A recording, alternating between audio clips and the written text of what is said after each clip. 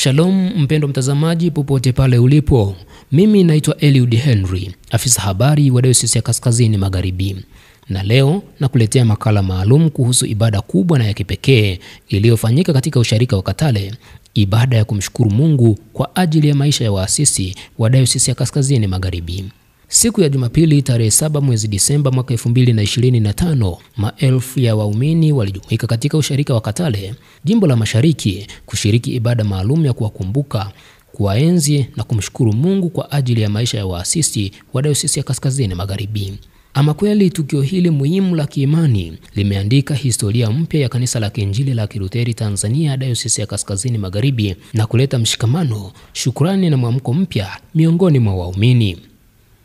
Akihubiri katika ibada hiyo, Baba Askofu Dr. Abednego Kesho Mshahara aliwapongeza wawakilishi wa familia 60 za waasisi waliotambuliwa mwaka huu ngazi ya dayosisi kwa kuendeleza imani na misingi ya kiroho walioachiwa na wapendwa wao.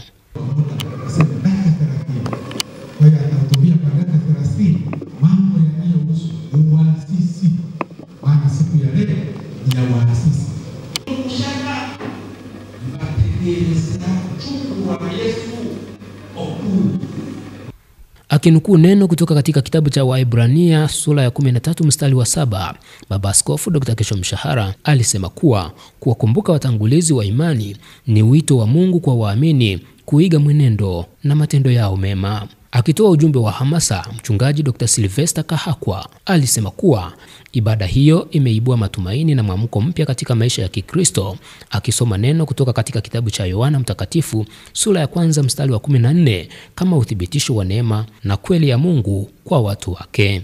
Mchungaji wa usharika Katale, mchungaji Timothy Kahigi, aliwashukuru viongozi wa dayosisi kwa kuchagua usharika huo kuwa mwenyeji wa tukio hilo muhimu, akibainisha eneo hilo lina historia muhimu, kwani mtu wa kwanza kubatizwa katika Dayosisi ya Kaskazini Magharibi alikuwa mkazi wa Katale. Kwa upande wake, mchungaji wa jimbo la Mashariki, mchungaji Godlove Marco, alisema tukio hilo limedhihirisha umoja wa waamini na umuhimu wa kuenzi historia ya kanisa kupitia matendo ya uaminifu katika huduma ya kanisa.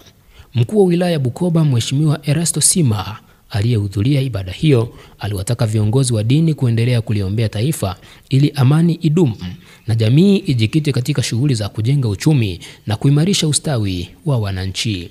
Hapo awali, kabla ya ibada ya waasisi kuanza, Baba Askofu akiambatana na Dean Profesa Josephat Rweyemamu pamoja na wachungaji wa jimbo la Mashariki, akiwemo katibu mkuu wa Dayosisi ya Kaskazini Magharibi, walizunguka mara 7 jengo jipya la kanisa la mtaa wa Katale kama ishara ya kiroho ya kulibariki na kulikabidhi kwa Mungu. Baadaye msafara ulielekea katika eneo la historia ambapo lilijengwa kanisa la kwanza la usharika huo kwa ajili ya maombi maalum. Kabla ya kuingia ndani ya jengo jipya, Baba Askofu alizindua rasmi kanisa hilo na kuombea vifaa vyote vilivyomo kama ishara ya kuvitakasa na kuviweka wakfu kwa ajili ya matumizi ya ibada.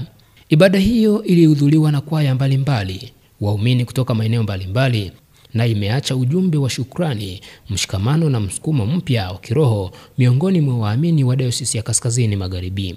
Tukio hili limeweka alama ya kudumu katika historia ya huduma ya imani ndani ya Dayosisi ya Kaskazini Magharibi, likikumbusha waumini umuhimu wa kuenzi urithi wa watangulizi wa kanisa. Makala hii imeandaliwa nami Eliud Henry, afisa habari wa Dayosisi ya Kaskazini Magharibi. Usisahau kusubscribe, kulike na kushare katika YouTube channel yetu ya KKKG DKMG Bukoba Online.